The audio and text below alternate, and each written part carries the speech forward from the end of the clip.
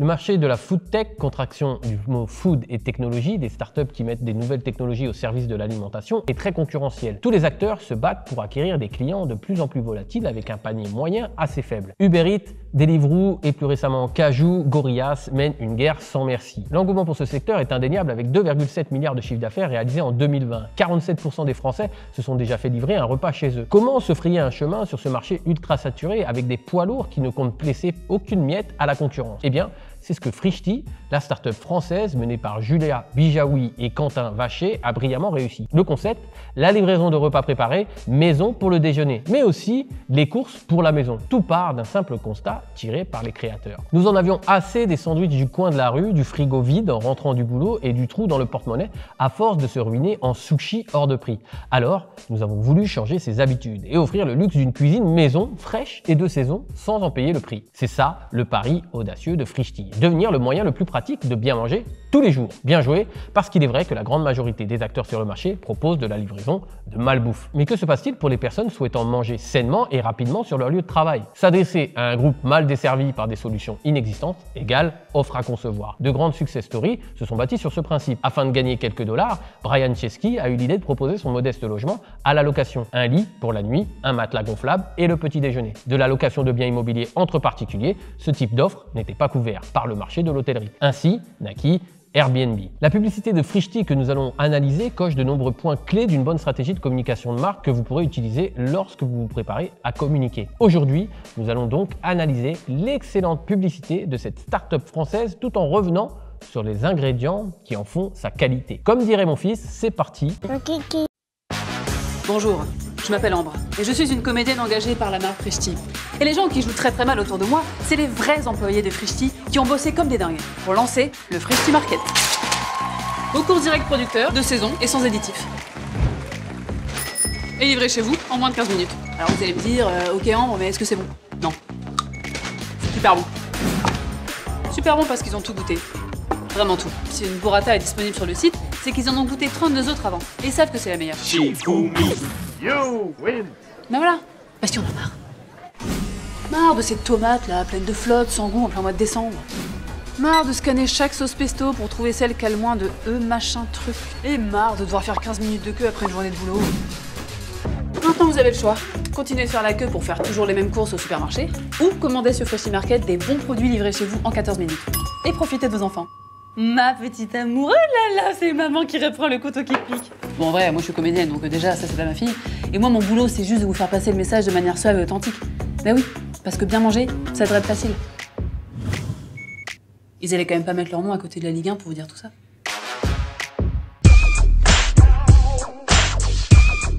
À qui s'adresse cette publicité? Dans un premier temps, parlons de la cible de Frichti, même si pour une marque, le terme public est mieux venu. Cible égale marketing, public égale marque. Selon une étude menée en 2019 par Ipsos, spécialiste mondial des études de marché, ce sont encore majoritairement les femmes, 63%, qui se chargent des courses, surtout chez les ménages aux revenus les plus modestes. 73% dans les foyers modestes, contre 57% pour les CSP+.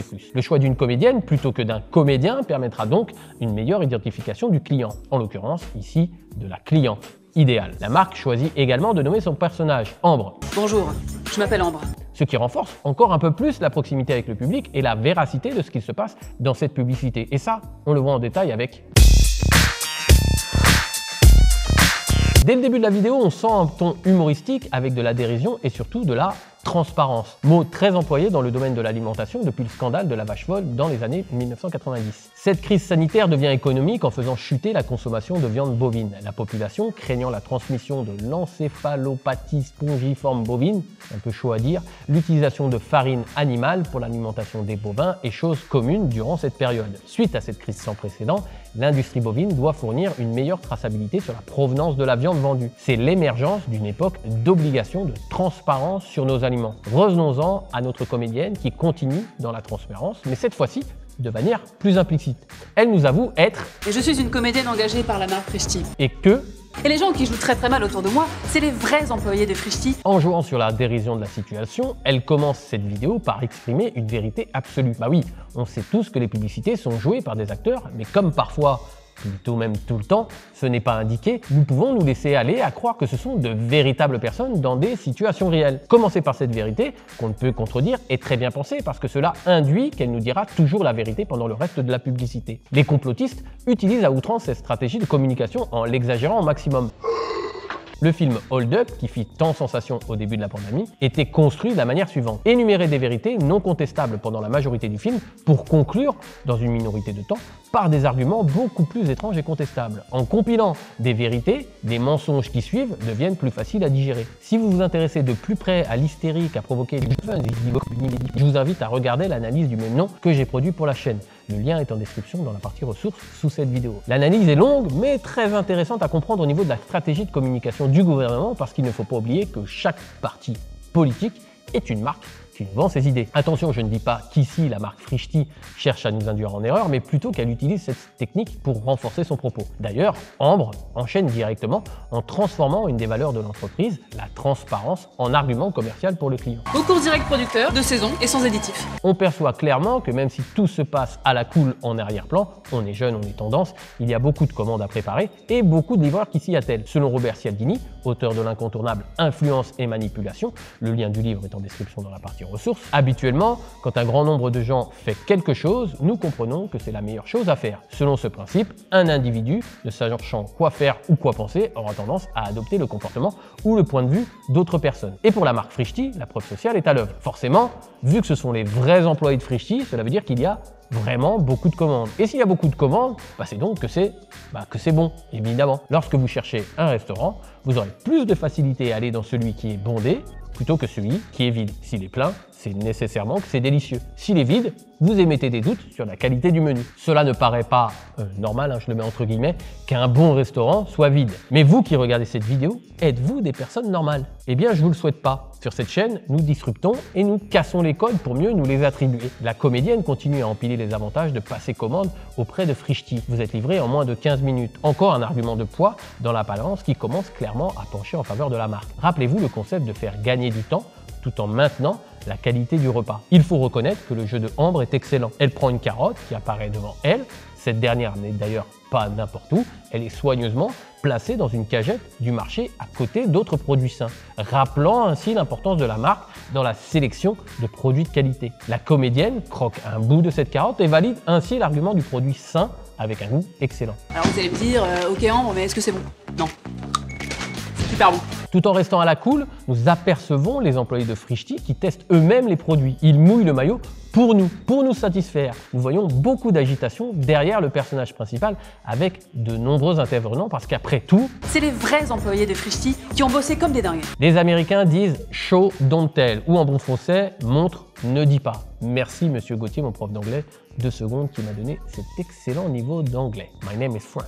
La marque fait les deux. Elle commence par nous le dire et nous le montre durant toute la première partie de la publicité. Durant les 34 premières secondes, Frischti énumère ses qualités en utilisant ses valeurs. Puis, dans la seconde partie, elle va s'occuper de ses ennemis ainsi que des douleurs de ses clients. Commençons par parler des grands méchants. Si vous n'avez pas de conflit, vous n'avez pas d'histoire à raconter, pas de storytelling de marque. Trouver un ennemi permet de fédérer une communauté autour des valeurs de la marque. Je vous invite à voir la vidéo que j'ai faite sur le sujet qui décortique dans les moindres détails l'intérêt de cette pratique. Pourquoi il est de plus en plus dur pour les entrepreneurs comme pour les marques de vouloir cliver. Cliver est synonyme de séparer. Séparer le public que l'on souhaite toucher par nos valeurs de celui que nous souhaitons écarter. Le lien de l'analyse « Faites le mal, mais faites le bien » est en partie ressource sous cette vidéo. Indirectement, Ambre nous parle d'un des ennemis de la marque Frischti, les applications qui donnent des scores nutritifs des aliments présents en supermarché. Par exemple, l'application Yuka, un simple scan avec votre smartphone sur un produit de supermarché vous permet de voir s'il est bon pour la santé ou non. Encore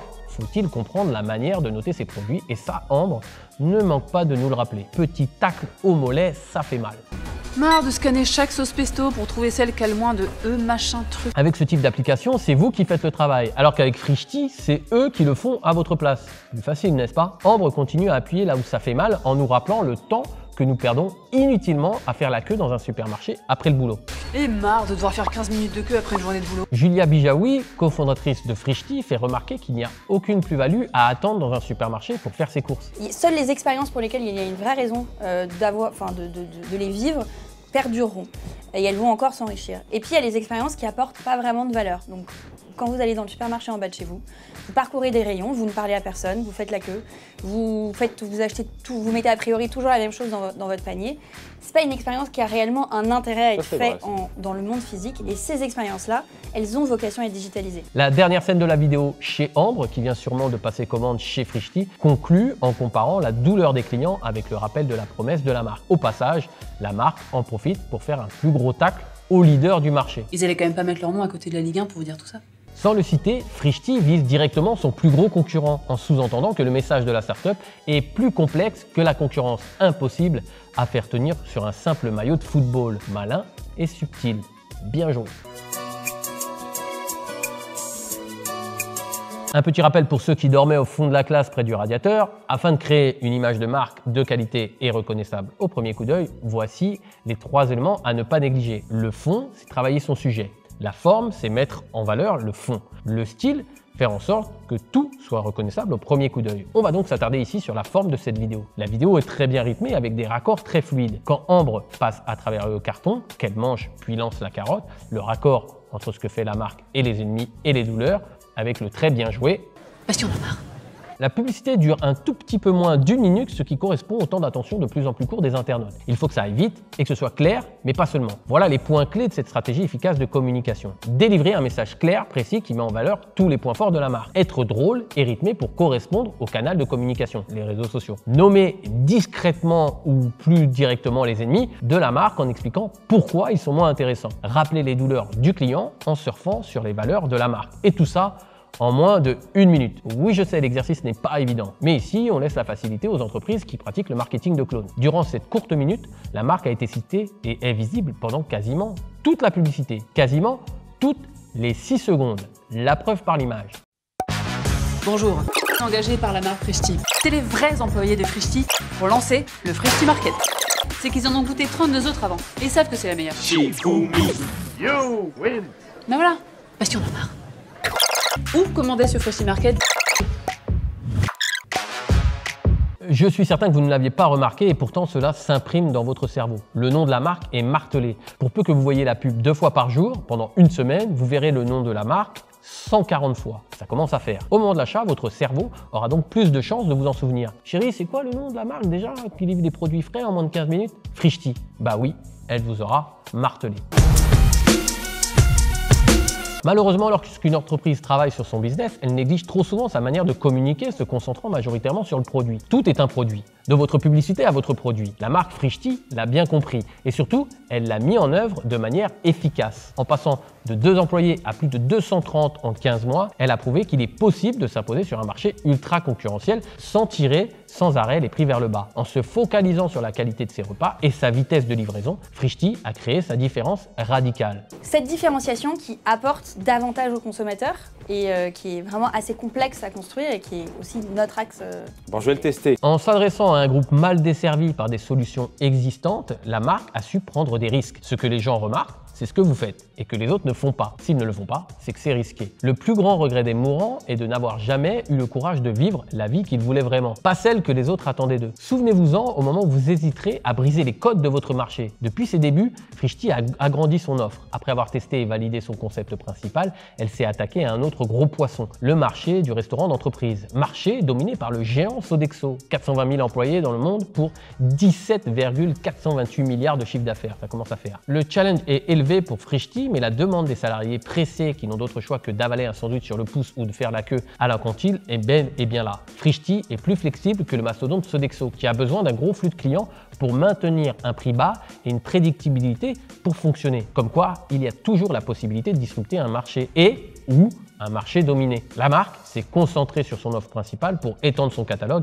avec pour but de toujours prêter attention à la qualité de ses produits. La qualité est le meilleur business plan. Afin d'être le plus impartial possible, je suis obligé de mentionner le scandale des livreurs mal payés et un peu considéré que Frishti a su traverser. Une fois de plus, cela prouve qu'il faut toujours être raccord entre le message que nous véhiculons et la réalité du produit. Pour exister dans la food tech, Frishti a réinventé les modèles de grande distribution en mode urbain et surtout, la marque a très vite cerné qu'il ne faut en aucun cas être l'énième copie d'une copie, sinon on se transforme en photocopieur. On se retrouve dans la vidéo qui vient de s'afficher, qui sera très utile pour comprendre comment innover dans un marché qui est pris par un leader. Cette publicité est super à voir et je vous ai tout analysé. En plus, petite cerise sur le gâteau, on analyse la publicité de cette marque et le produit n'apparaît jamais dans la publicité. Très fort. Cliquez sur la vidéo qui vient de s'afficher.